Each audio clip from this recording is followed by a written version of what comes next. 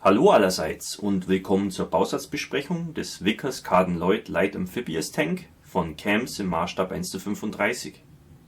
Wie ihr ja vielleicht wisst, ist es stets ein Anliegen von mir, auch Bausätze von weniger bekannten Herstellern zu zeigen, wie diesen Bausatz von CAMS oder Combat Armor Models aus Hongkong. Mir war der Hersteller bisher praktisch unbekannt und deren Auswahl an Bausätzen ist auch relativ beschränkt. Im Grunde bieten die nur zwei Fahrzeugmodelle in diversen Varianten an, nämlich den Vickers 6-Ton-Panzer und diesen VCL Light Amphibious Tank, den es von CAMS in 3 Ausführungen gibt. Dieser Bausatz hier ist im Jahr 2015 erschienen und stellt die niederländische Variante dar. Der Vickers Carden Loyd Light Amphibious Tank wurde zu Beginn der 1930er entwickelt und gebaut, denn zu dieser Zeit waren einige britische Ingenieure fasziniert von der Idee, amphibische Panzerfahrzeuge zu entwickeln und diese auch ans britische Militär zu verkaufen, aber das Ganze stieß nur auf wenig Interesse. Immerhin konnten einige Fahrzeuge ins Ausland verkauft werden. China kaufte ungefähr 30 Fahrzeuge, die Sowjetunion kaufte nur ein Fahrzeug, hat es dann aber weiterentwickelt zum T-37A. Thailand hatte einige dieser Panzerfahrzeuge während des Französisch-Thailändischen Krieges im Einsatz in den Jahren 1940 und 1941 und die Niederländer kauften 2 Fahrzeuge für ihre Kolonialtruppen in Niederländisch-Ostindien, was heute Indonesien ist. Leider waren die Niederländer mit diesen Fahrzeugen wenig zufrieden und haben dann auch keine weiteren bestellt. Ich meine gelesen zu haben, dass eins der beiden Fahrzeuge bei einer Übung versunken ist, was ziemlich witzig ist für einen Schwimmpanzer. Und das zweite Fahrzeug hatte einen fatalen Fahrwerksschaden während der Mobilmachung gegen die Japaner im Jahr 1942, kam also auch nicht richtig zum Einsatz. Also im Grunde waren diese amphibischen Panzer von Anfang bis Ende ein Desaster.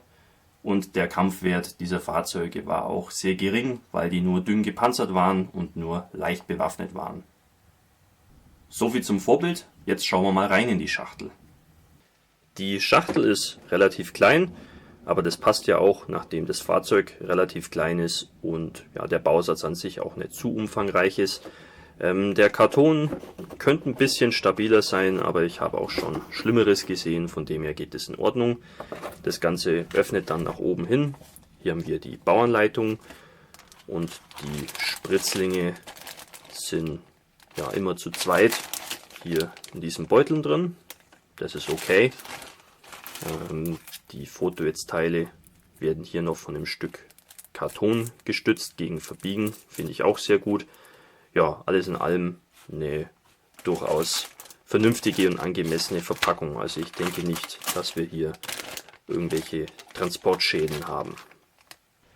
Schauen wir uns zuerst die Bauanleitung näher an.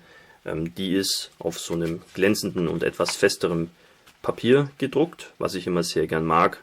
Wenn man zum Beispiel bei Figuren irgendwelche Trageschlaufen ergänzen will an den Gewehren, dann ist das ein sehr gutes Material. Einfach in dünne Streifen schneiden und mit Sekundenkleber befestigen und aushärten und dann lässt sich das auch super bemalen. Aber das nur am Rande. Die Bauanleitung ist zweisprachig, Chinesisch und Englisch. Wir haben dann hier sehr viel Hintergrundinformation zum Fahrzeug. Hier zum Beispiel eine Liste mit den Ländern, die diese Fahrzeuge beschafft haben, ein paar technische Daten und hier die Entwicklungsgeschichte und die Einsatzgeschichte zum Fahrzeug. Das ist etwas mehr, als man bei anderen Herstellern bekommt. Finde ich sehr schön. Hier unten haben wir dann noch eine Übersicht mit allen enthaltenen Teilen und Spritzlingen. Wie man sehen kann, das ist nicht sonderlich viel. Also der Bausatz ist auf jeden Fall klein, aber fein. Der Zusammenbau startet mit dem Turm. Das ist ein bisschen untypisch. Wir haben hier gleich mal die Wahl zwischen 2 Bewaffnungen. Hier einmal ein wassergekühltes MG und hier 2 luftgekühlte MGs. Die Niederländer hatten tatsächlich unterschiedliche Bewaffnungen auf ihren beiden Panzern drauf. Muss man sich dann eben anschauen, welches Fahrzeug man darstellen will. Der Turm besteht hier so aus mehreren Platten. Ja, passt aber auch Das sind ja so einzelne vernietete Platten. Hier auch ein Sitz für den Kommandanten. Luke kann man offen darstellen. Auch hier hinten diese Öffnungen, da liegen so fotogeätzte ja, Platten bei oder so Schieber. Finde ich ganz gut. Dann bauen wir hier die Schwimmkörper zusammen. Das ist ganz interessant. Der Schwimmkörper war innen mit Balsaholz gefüllt und dann eben außen nur mit Blech verkleidet. Also praktisch eigentlich unsinkbar.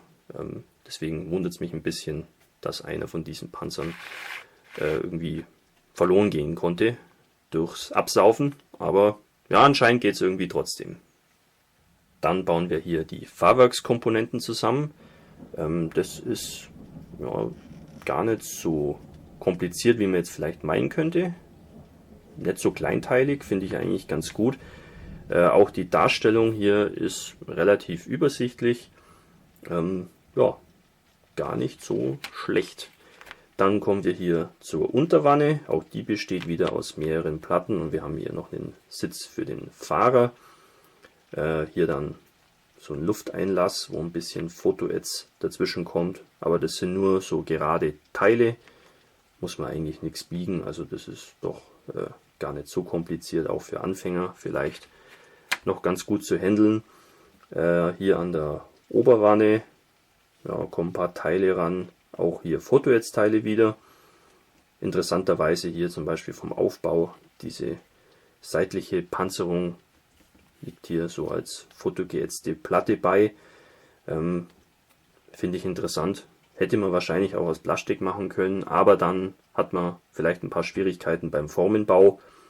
Also ich würde mal sagen, das ist ja eher ein Zeichen dafür, dass bei Cams beim Formenbau vielleicht nicht so viel Know-how vorhanden ist. Aber das ist nur eine Vermutung. Dann kommen die Fahrwerkskomponenten an die Unterwanne und wir bauen hier auch die Schiffsschraube zusammen mit dem Gehäuse. Nachdem das ja ein amphibischer Panzer ist, hatte der auch eine Schiffsschraube, wobei die meisten Schwimmpanzer auch nur mit den Ketten sich im Wasser ganz gut fortbewegen können. Würde man gar nicht denken. Die Ketten liegen hier als Segmentketten bei. Das finde ich ganz gut, nachdem das sehr feine Ketten sind, mit sehr vielen einzelnen Kettengliedern. Ja, denke ich mal, ist das eine angemessene Lösung. Wobei ich natürlich Einzelgliederketten auch ganz gern mag, aus dem Grund, weil man dann einfach das Fahrzeug etwas leichter an einen Dioramensockel anpassen kann, der vielleicht nicht ganz eben ist. Ja, aber ich denke, das ist hier auf jeden Fall eine sehr praktikable Lösung und dann kommt das Fahrzeug hier auch schon zusammen. Die Bemalungs- und Markierungsanleitung ist in Farbe gedruckt, finde ich sehr schön. Und für die beiden niederländischen Fahrzeuge haben wir insgesamt 4 Markierungsvarianten von 2 Einheiten. Also die wurden anscheinend auch mal an andere Einheiten abgegeben. Fahrzeug ist einfach nur dunkelgrün und dann eben entsprechende Markierungen. Die Farbtabelle hier unten bezieht sich nur auf Mr. Color Farben. Ja, ich denke, damit kommen wir auch klar. Ist jetzt auch nicht so kompliziert. Ja. Ein paar Abziehbilder sind hier aufzubringen, mehr ist es nicht.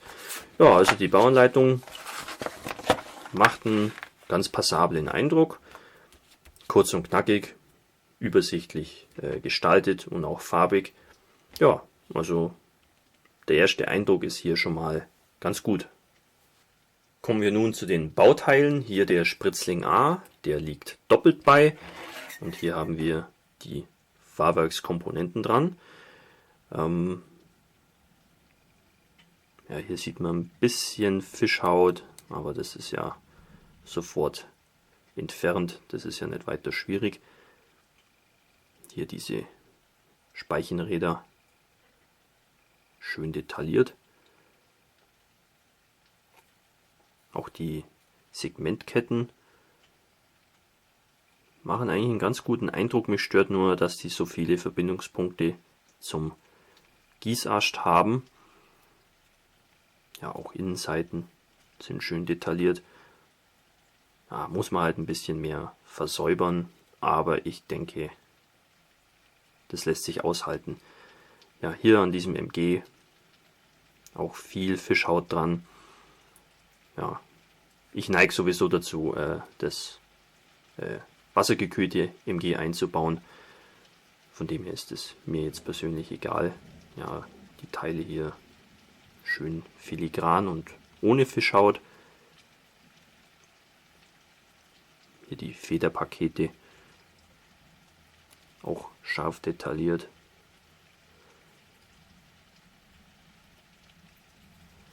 Hier das Triebrad, das ist nicht so schön, das hat natürlich sehr feine Zähne und die Anguspunkte ja, verschmelzen halt mit den Zähnen. Also da muss man halt schauen, wie man das da wieder herausschnitzt. Ja, ist nicht so schön, aber es ist auch schwierig, das anders zu fertigen. Von dem her ist es okay. Wir haben auf jeden Fall sehr schöne Schraubköpfe hier in dem mittleren Bereich. Also das ist schon okay. Es gibt natürlich gewisse Limits und damit müssen wir uns abfinden. Ja, aber das sieht auf jeden Fall mal ganz passabel aus. Ja, ein bisschen Grat hier und da, aber jetzt nichts, was irgendwie sehr störend wäre oder irgendwie fatal wäre. An Spritzling B finden wir dann diverse Teile der Wanne und des Turms, sowie hier diese Schwimmkörper, die seitlich ans Fahrzeug kommen. Ja, der Aufbau ist relativ simpel. Das ist aber auch okay so. Ja, schöne Nietköpfe hier rundum. Das Interessante ist ja, dass so genietete Panzerfahrzeuge eigentlich sehr schwierig nur wasserdicht gemacht werden können. Deswegen überrascht mich das, dass das die Engländer überhaupt hinbekommen haben, nachdem er da lauter kleine Löcher hat und Spalten und so weiter.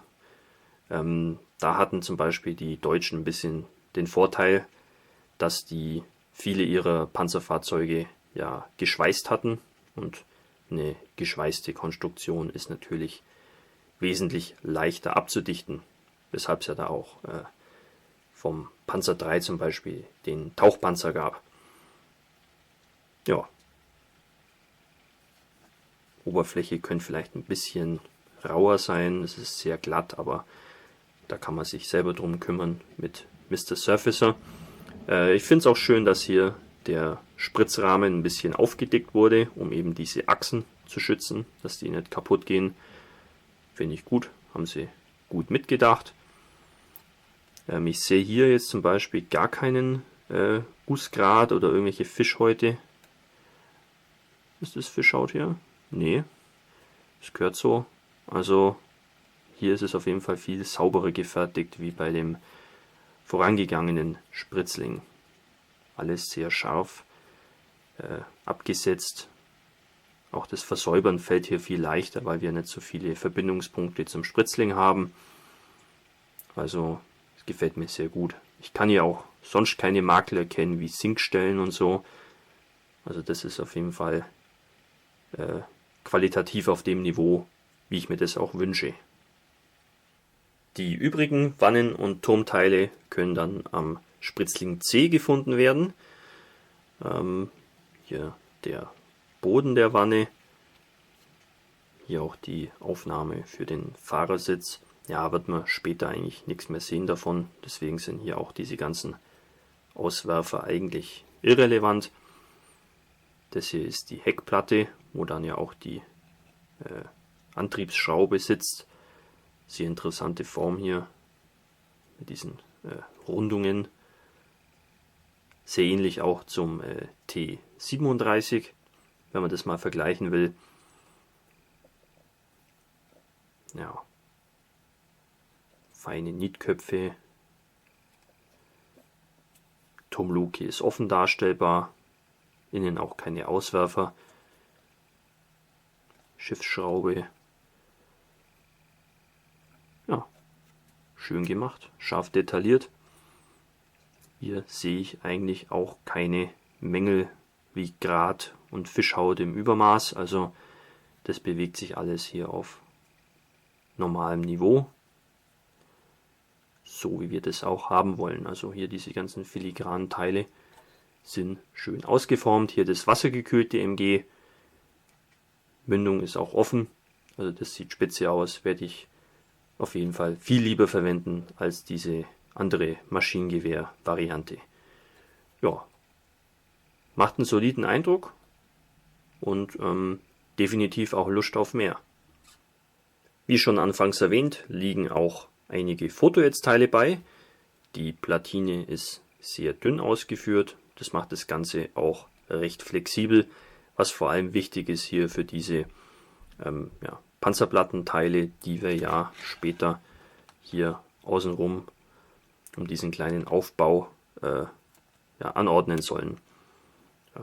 Da hilft es natürlich, wenn das Ganze relativ weich ist und sich gut in Form bringen lässt. Die übrigen Fotonetzteile sind eigentlich in der Anwendung auch recht einfach. Hier ein bisschen was knicken und falten. Das sind hier so Stützteile für die Schwimmkörper zum Beispiel. Hier jetzt diese ganz kleinen Bolzen. Ja, weiß ich nicht, ob man das verwenden will. Aber ich denke, die übrigen Sachen sind auch für eher Ungeübte durchaus machbar. Ja, schöne Sache. Gibt es eigentlich nichts zu bemängeln. Also das macht einen sehr ausgewogenen Eindruck.